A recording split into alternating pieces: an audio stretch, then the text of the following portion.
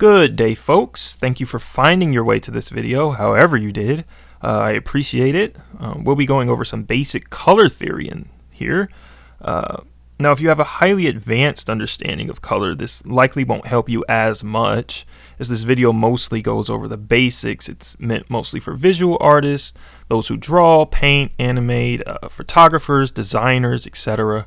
Although pretty much anyone should be able to follow along, even if you're not one of these things. And if you are advanced, it never hurts to go over things, right? Okay, so without further ado, let's jump on in. We will be going over a few terms, such as hue, value, and saturation. And if any of that seems intimidating at all to you, don't worry. We're going to start off actually with something pretty simple and familiar. Primary colors, which is kind of the first key in color theory. So red, blue, and yellow. And beyond those, secondary colors, which you're probably also familiar with, whether learning it in school or some other place. So orange, purple, and green. And then this next step is a bit where some people are surprised a little bit sometimes. Are tertiary colors, which don't have fancy names at all. And we just get them by mixing our primaries and secondaries together. So red and purple, believe it or not, make red purple. And on down the line, blue purple, blue green, yellow orange, and red orange. So those are our tertiary colors. And kind of another component to the color wheel is the middle, which is kind of gray. In a sense. Okay, so here's the color wheel, which is basically the meat and potatoes of color theory. All right, so let's move on to those things we talked about earlier: hue, value, and saturation. So hue is actually what we normally kind of think of as color. So for instance, this red hue is kind of what we normally just call, the color red. So it's literally just that simple. And then saturation, which we'll go over before value actually, is kind of best, I think, described visually. So here's a graphic, and we have the fully saturated in, and the most pure hues, if you will. Here at the top, and then closer to the bottom, as we get more and more desaturated, we come to the unsaturated end, which is very gray, as you can see. So it's just less color, if you will, the farther we move more and more desaturated. And so that's really all there is to saturation. I know a lot of these things seem kind of scary, but it's more simple than first thought. And then the next part here is value. And so this is really broken up into three parts. So we have our tints, our shades, and our tones. And so with this, each of these three means something a little different. So tint is adding white to a color. So for instance, if I tinted this red here, we'll get this kind of pinkish look, right? So that's just adding white to a color is going to get us what we call a tint, which is kind of confusing, right? You think of tinting your windows, it's darker, but it's actually the other way around. So a tint is adding white as opposed to a shade, right? Which, as you might be able to guess, adding black to a color. So now we get this kind of dark brick red, or kind of color when we add that black. And so that's a shade. And then a tone is kind of adding gray to a color, which if we're painting as opposed to digital art, which we have, it would be adding white to a color and then adding black to it.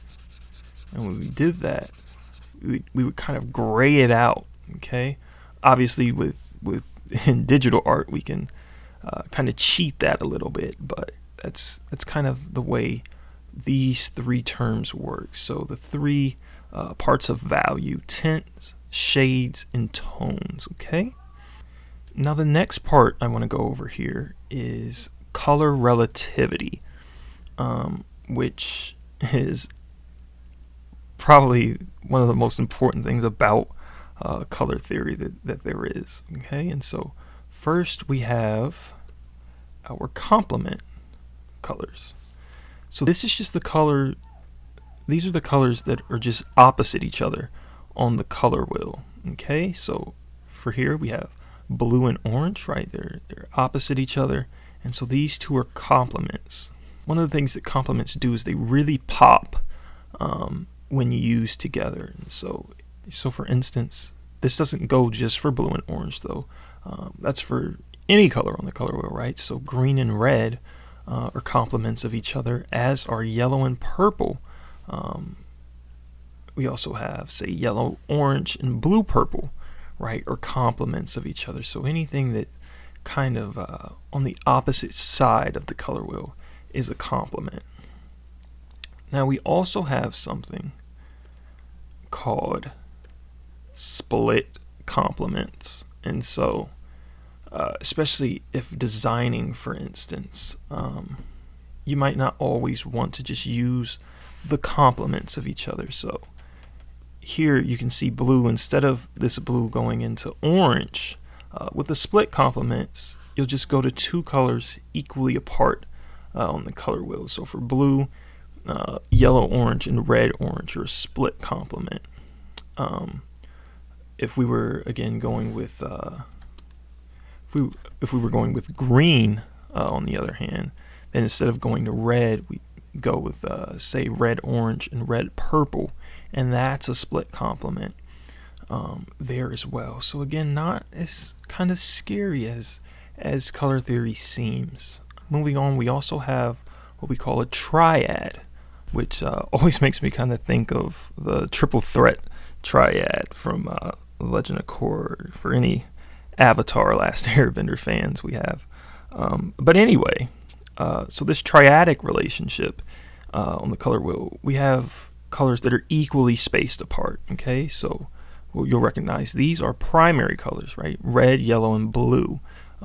This is a triadic relationship. They're equally spaced apart, right? So they're each 3 spots away from each other here on this color wheel. So you can also think of, right, another triad right off the bat, right? Green, orange, and purple, which are all also 3 spaces away from each other on the color wheel, right? So you have that as well. And then the last one we're just going to go over here today is a tetradic relationship. It's a bit more of a mouthful, a tetrad here. And so this is also kind of known often as a double complement, right? So we talked about how blue and orange are complements, and green and red are also complements of each other. So this could come up with some cool color schemes. For instance, if you're a designer and looking for different ways to do this. If you did do this as a designer, you probably wouldn't use all of the colors equally. You might want to choose one dominant color. But that's that. I'm not going to get too deep into designing styles in this video. I'm just going to focus on color theory. So the next thing we're going to go over is these: monochromatic and analogous, okay, which kind of sometimes trip people up because they seem like big words. But monochromatic, what it basically means is using only one hue, right? And in whatever you're doing, whether it's painting or designing, whatever the case may be. So for instance, this here would be monochromatic, right? I'm just using tints and shades, right, of the same hue, right? So this thing, it's dark in some places, it's light in other places, but this is monochromatic, right? If I brought in this green, for instance, this is no longer monochromatic. It would just be if it's using these reds, okay? So that's all monochromatic means. It sounds a lot scarier than it is, like most things in color theory. Versus analogous, which is based on colors that are adjacent to each other on the color wheel. So for instance, orange, orange, and red. So if I was, again, doing something here, we'd have this red, and we'd have this orange, and we'd have this orange, right? And so this right here is analogous, okay? Again, not actually that hard.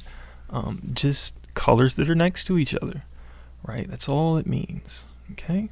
So the next thing we're going to just go over really quickly is warm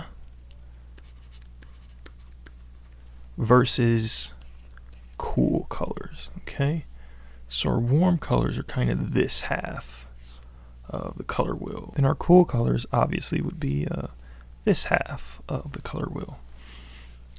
Okay, and so our blues, our purples, our greens, those are cooler colors as opposed to the reds, the oranges, the yellows.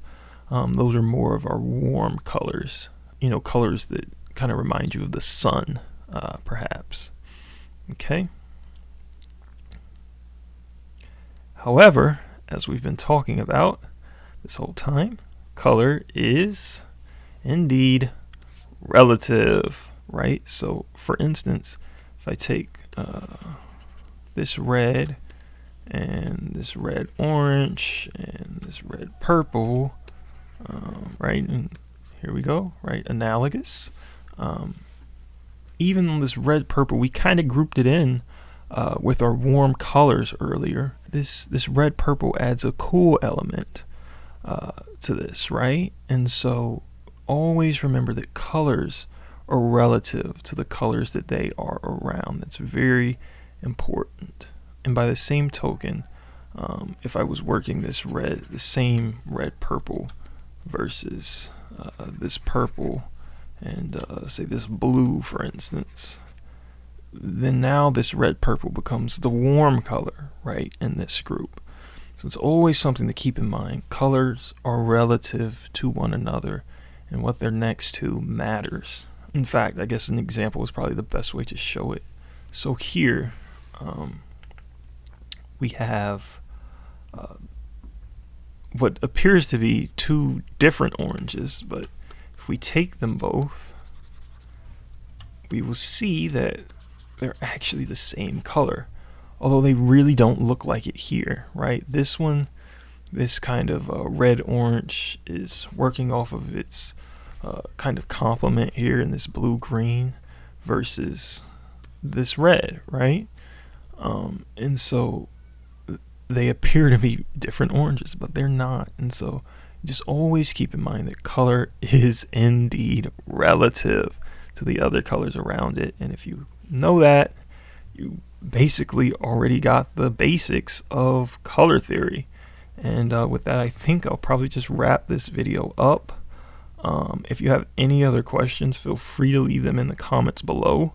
I'll try to get to them and answer them if I can. If you want to hit me up on DeviantArt or Twitter, I'm at human named Ethan there as well.